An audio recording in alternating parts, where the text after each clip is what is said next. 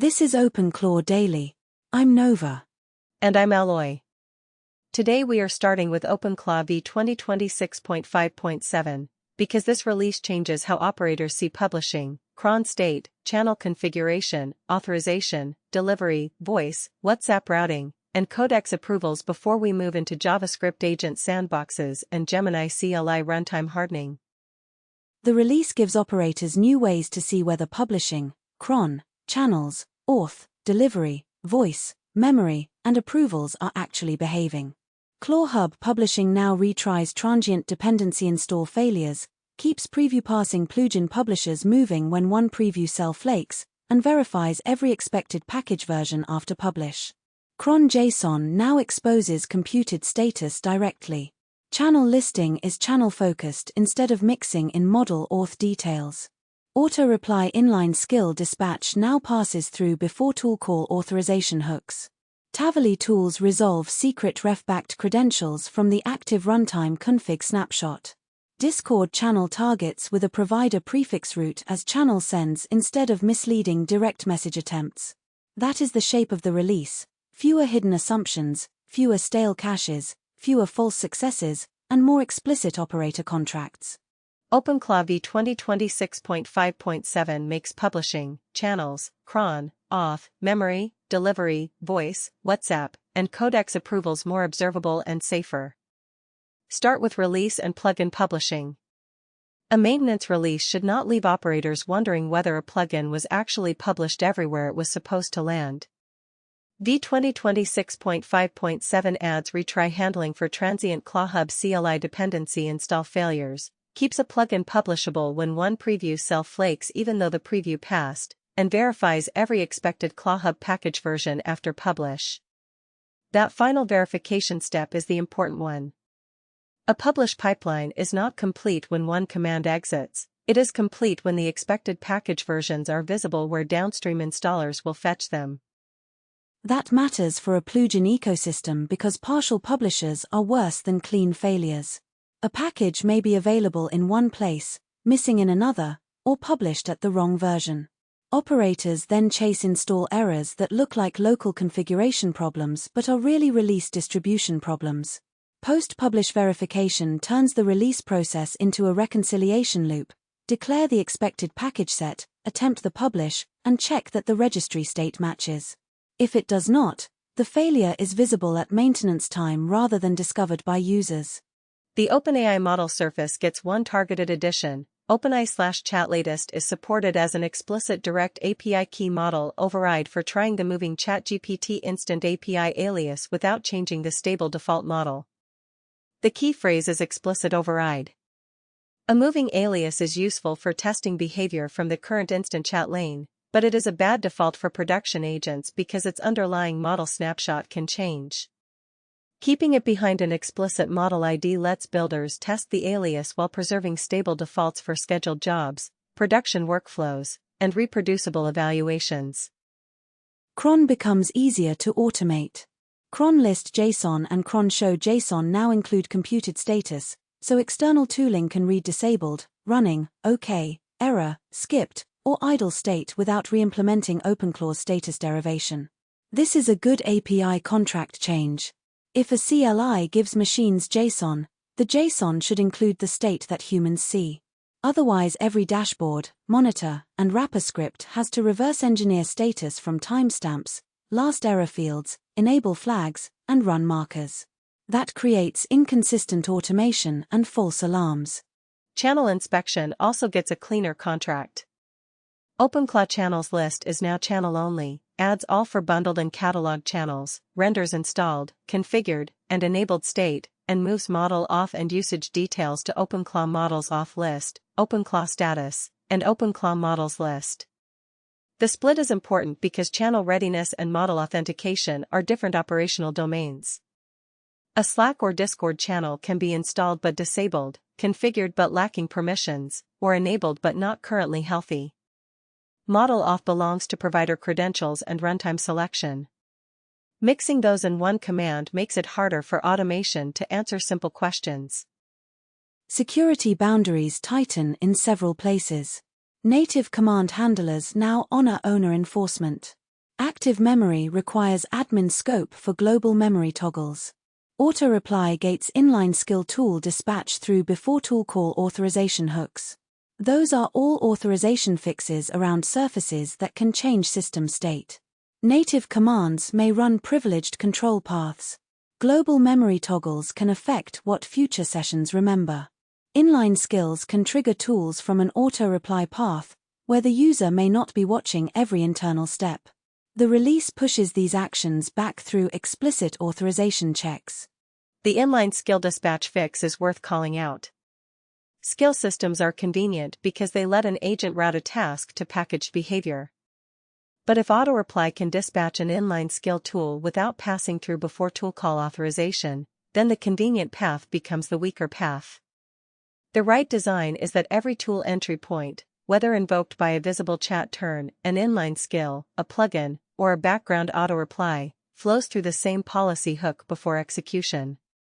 That gives administrators one place to implement allow, deny, prompt, log, or rate limit behavior. Credentials get a similar runtime boundary fix.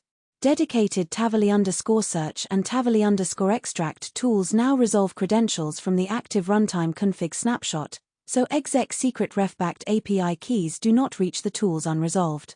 Secret ref systems only work if every tool reads secrets through the same resolved runtime view. If one tool receives the literal unresolved marker, the failure looks like bad credentials even though the secret exists. Worse, developers may work around it by hardcoding a key. Resolving from the active snapshot keeps parun config, secret refs, and tool credentials aligned. Managed plugin install paths get more robust as well. OpenClaw now uses the same absolute PES6 npm lifecycle shell for managed plugin install, rollback, repair, and uninstall npm operations as staged package updates. The failure mode here is subtle. A restricted path shell can break cleanup or rollback even if the original install path works. Using the same absolute lifecycle shell across install and repair actions reduces environment drift. Operators should be able to trust that rollback uses the same toolchain assumptions as install. Session and context correctness gets attention. Gateway sessions clear cached skills snapshots during new and sessions.reset, so long-lived channel sessions rebuild visible skill lists after skills change. Agents context engines invalidate cached assembled context views when source history shrinks or assembly fails, preventing stale pre-reset history from being reused. These are cache invalidation bugs, but the user-facing impact is severe. If a reset does not clear the skills snapshot, the agent may advertise stale capabilities. If a context view survives a history shrink, the model can see old conversation state after a reset. Compaction gets a model limit guard. Summary reserve tokens are clamped to each model's output limit, so high context compaction no longer requests invalid max_tokens values. This is a practical multi-model issue. A context engine can plan a large summary reserve, but the selected model may not be able to emit that many tokens. If the request goes out anyway, compaction fails at the provider boundary. Clamping reserve tokens to model output limits turns an invalid request into a bounded summary plan. Delivery semantics become more honest. Agent delivery now reports deliver succeeded equals false when outbound delivery returns no adapter result, so claimed or empty delivery paths no longer masquerade as successful sends. Cron isolated runs also fail implicit announced delivery before model execution when delivery.channel equals last has no previous route, so recurring jobs do not spend tokens before hitting a permanent deliver target error. Both changes follow the same principle. Do not run expensive work if the output route is impossible, and do not report success when no adapter confirmed delivery. Discord target parsing gets a concrete fix for cross-channel agent messaging. Provider prefix targets like Discord channel ID now parse as channel sends instead of legacy Discord direct message targets. This prevents cross-channel agent message, action equals send, calls from misrouting channel IDs into misleading unknown channel failures. Namespaces matter here. A provider prefixed channel target is not a user ID, and a generic messaging layer should preserve that intent all the way down to the adapter. Telegram hardening spans authorization and liveness. Telegram now honors access group *sender allow lists for DMs, groups, native commands, and callback authorization before applying numeric sender ID checks. The polling watchdog remains tied to GetUpdate's liveness, so unrelated outbound bot API calls cannot mask a wedged inbound poller. That second fix is a classic health check problem. A bot can still send messages while its inbound polling loop is stuck. If outbound calls reset the watchdog, the system looks healthy even though it cannot receive user input. Voice operations improve on Discord. Channels capabilities and channel status probe now audit Discord voice channel permissions, including auto-join targets, so missing connect, speak, and read message history permissions show up before /vc join. Voice capture is also less choppy. The default post-speech silence grace extends to 2.5 seconds. Voice.capture resonance gracems is available for noisy sessions, and the spoken output prompt is tightened around live STT fragments. Voice agents live or die on turn segmentation. Too little silence grace clips speakers. Too much grace makes the agent sluggish. Making the grace configurable gives operators a tuning knob for room noise and speaking style.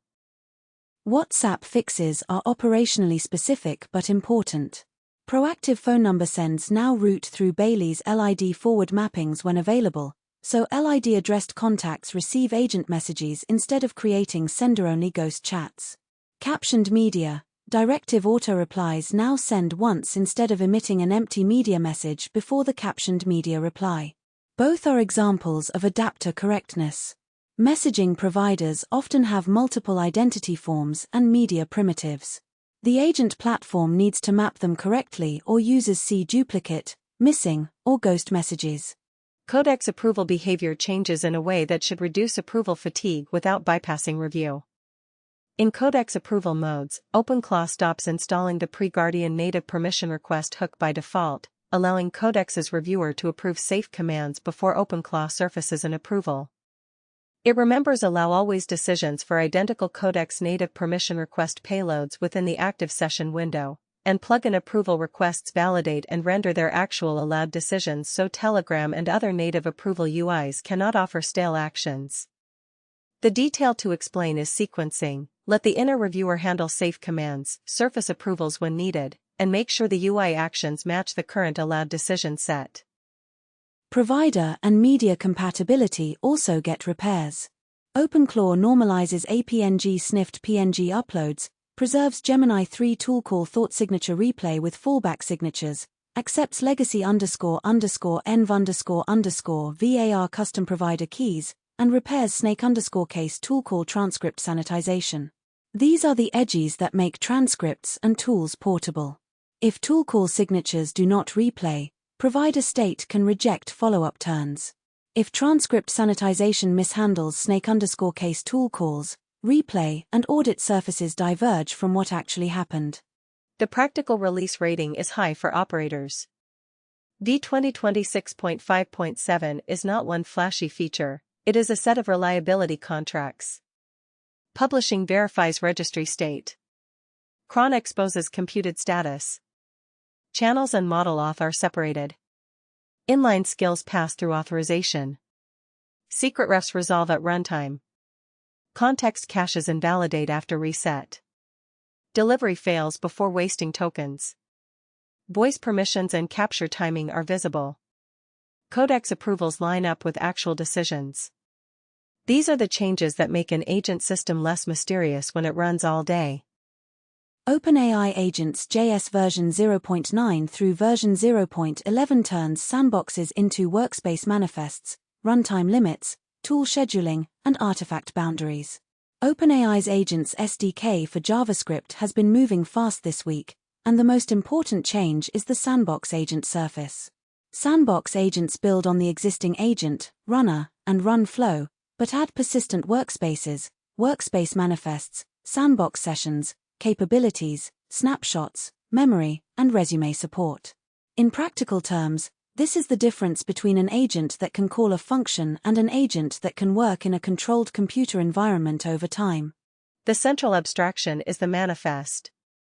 A manifest describes what the agent's workspace contains: synthetic files and directories, local files and directories, Git repositories, environment variables, users, groups, permissions, mounts, and output locations. That turns sandbox setup into a declarative workspace contract. Instead of a task saying, somehow give this agent a repo and a place to write artifacts, the manifest says exactly what is mounted, where it appears, which files are writable, and which external paths are allowed. That matters because file and command agents need boundaries. If an agent can inspect files, run commands, apply patches, and generate artifacts, the sandbox has to define what is in scope. A persistent workspace is powerful for long-horizon tasks because the agent can continue from prior state, but persistence also means state can accumulate. Snapshots and resume behavior let builders decide when to preserve, restore, or discard that state. The operational question becomes, which files are task inputs, which are generated outputs, and which are persistent memory across runs? Version 0.11.0 adds an artifact boundary change that is easy to miss but important. Sandbox local source materialization now keeps localfile.src and localdir.src within the materialization base dir unless the source path is covered by manifest.extrapath grants. The base directory is the SDK process current working directory when the manifest is applied. Relative sources resolve from that directory. Absolute sources must already be inside it or under an explicit grant. This closes a local artifact boundary issue. The migration implication is direct. If an application intentionally copies trusted host files from outside the base directory into a sandbox workspace, it now has to declare that with an extra path grant. That is a better contract. It makes the difference between the agent can read arbitrary host paths because a source path pointed there and the application explicitly granted this external directory, possibly read-only, with a description. For agent systems that handle customer data, proprietary repositories, or credentials-adjacent files, explicit grants are the right default. The SDK default model changed in version 0.10.0 from GPT 4.1 to GPT 5.4 mini when no model is set. That affects agents and runs that relied on implicit defaults. Because the new default is a GPT-5 model, implicit default model settings now include GPT-5 defaults such as reasoning.effort equals none and verbosity equals low. The builder recommendation is simple: production agents should set the model explicitly. Defaults are useful for examples and prototypes, but agent behavior, cost, latency, reasoning effort, and verbosity should not shift just because a dependency was upgraded. Turn limits become explicit.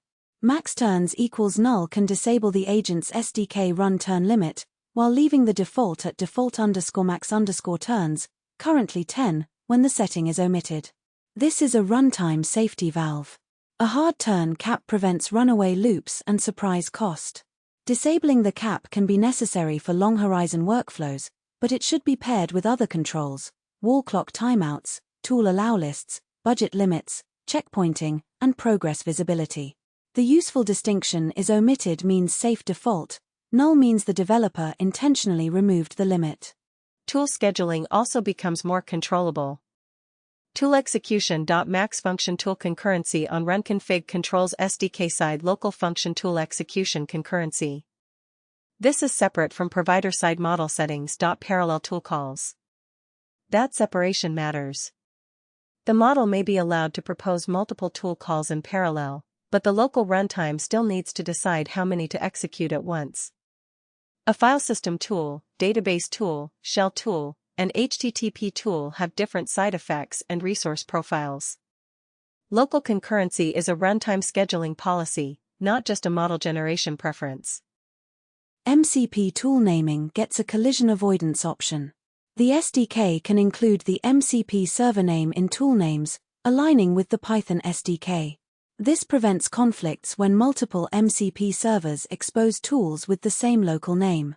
Without server prefixes, two different servers might both expose search, read, or query. The agent then sees ambiguous tool names, and logs become harder to audit. Server prefixed naming makes the tool namespace more explicit, which is especially important when agents connect to multiple internal and external tool servers. Version 0.11.0 also changes real-time agents default model to GPT real-time 2. Real-time defaults are not cosmetic. A real-time model affects audio latency, turn-taking, transcription behavior, margin expectations, and voice interaction quality. If a product uses real-time agent without pinning a model, upgrading the SDK can change the underlying real-time behavior. Again, the recommendation is to pin production defaults and test new real-time models under representative audio conditions before moving them into customer-facing sessions. The release series also includes fixes that show where agent runtimes fail. Version 0.9.1 preserves duplicate name agent identity in run state serialization, reconciles streamed function calls when server-managed runs abort, and avoids replaying assistant conversation item IDs. Version 0.10.1 restores session history when responses compaction replacement fails and validates hosted MCP approval policies. These are state machine fixes. Agent systems have local state, server state, streamed deltas, compaction replacement, and approval policy. If those drift, the next turn can replay the wrong item, lose history, or approve the wrong action. The practical takeaway for JavaScript builders is to treat the agent's SDK as a runtime, not just a wrapper around model calls. Define workspace manifests narrowly. Use extra path grants for host paths on purpose. Pin production models. Decide whether turn limits should stay at the default, be raised, or be disabled with other guardrails. Set local tool concurrency based on side effects.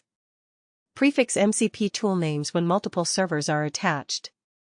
Test real-time model changes as product behavior changes, not just dependency updates. Gemini CLI version 0.42 Nightlies Harden agent runtime edges, shell safety evals, approval races, compression queues, OAuth hangs, and auto memory patches. The Gemini CLI May 6th and May 7th Nightlies are useful because they show the unglamorous runtime work required for command line agents. The changes are not a single model launch, they are a list of edge cases around approval, shell safety, context compression, streaming failures, OAuth, sandbox naming, auto memory, and non-interactive output. Those are exactly the places where CLI agents become brittle. Start with approvals. The A2A server fixes resolve a tool approval race condition, improve status reporting, and resolve a race in tool completion waiting. In an agent runtime, approval is a state machine. A tool call is proposed, approval is requested, a human or policy decision arrives, the tool executes or is denied, and the runtime reports completion. If the system reports status before the approval result is committed, or waits on the wrong completion signal, the UI can show a tool is done while it is still pending, or execute after a denial path should have stopped it. Shell command safety evals are a strong addition. Shell tools are powerful because they let agents inspect files, run tests, install dependencies, and operate developer workflows. They are dangerous for the same reason. A shell safety eval suite gives maintainers a way to test whether the model and runtime correctly identify risky commands, redirections, destructive file operations, credential exposure, and sandbox escape attempts. The important part is that safety is evaluated as behavior, not merely documented as policy. The Nightlies also add JSON output for agent execution stopped in non-interactive mode. That matters for CI and wrapper scripts. A human TUI can show a stop state in prose, automation needs a structured object. If non-interactive runs stop because of a policy, limit, error, or approval state, JSON output lets calling systems distinguish a clean stop from a crash or timeout. CLI agents increasingly run inside scheduled jobs and orchestration systems, so structured terminal semantics are part of the product surface. Context compression gets a queuing fix. Messages can be queued during compression. Compression is necessary because long agent sessions exceed context limits, but it is also a concurrency hazard. If a user sends a message while the runtime is compressing history, the system has to decide whether to block input, drop it, append it to the old context, or queue it for the compressed context. Queuing preserves the user's intent while letting the context manager finish a coherent rewrite. Without that, chat corruption or lost turns become likely. The CLI also retries ERR_stream_premature_close errors. Streaming agent runs depend on long-lived connections across model output, tool progress, and terminal rendering. A premature close can be a transient network or transport failure rather than a logical failure. Retrying carefully can make the system more robust, but the runtime must avoid duplicating side effects. The safe pattern is to retry idempotent or pre-execution stream paths and be more conservative once a tool has mutated state. Several fixes are about headless and non-standard environments. The CLI prevents a silent hang during OAuth on headless Linux. It rejects numeric project IDs in Google_Cloud_project. It improves MCP list UX in untrusted folders. These are operator quality fixes. Many agents run on remote machines, containers, CI workers, or servers without a browser. Authentication and project resolution failures need to fail with actionable status, not hang waiting for a UI that does not exist. Sandbox behavior gets smaller but important changes. The CLI randomizes sandbox container names and allows redirection in YOLO and auto_edit modes without sandboxing. Randomized container names reduce collisions when multiple runs execute on the same host. Redirection behavior matters because shell syntax is part of normal developer work, redirecting output to files, piping logs, and writing patches. But any change around redirection also needs safety evaluation because redirection can overwrite files or exfiltrate content. That is why shell safety evals and shell behavior changes belong in the same discussion. Auto memory gets a private patch allow list tightening and clearer documentation that auto memory proposes memory updates and skills. Persistent memory is useful only if updates are scoped and reviewable. A memory patch allow list controls what kinds of private memory updates can be applied automatically. Without that boundary, an agent might persist sensitive, incorrect, or overbroad facts. With too strict a boundary, memory becomes useless. The right operator model is proposal, scope, allow list, and review. The May 7th release also moves tool explanation from the thought stream to tool call content. That may sound like UI cleanup, but it affects privacy and observability. Thought streams and tool call content have different audiences and retention rules in many systems. If a tool explanation belongs with the tool call, putting it there makes audit logs clearer and avoids mixing user-visible tool rationale with internal reasoning channels. Agent runtimes need these content boundaries to stay consistent. The approval race fixes are especially important for agent-to-agent servers. When one agent asks another runtime to do work, the requesting side may only see a status stream. If that stream says approved, denied, running, and completed in the wrong order, orchestration code can make unsafe assumptions. A robust A2A server treats approval, execution, cancellation, and completion as separate states with durable transitions. Shell safety evals should also be read as regression infrastructure, not just policy.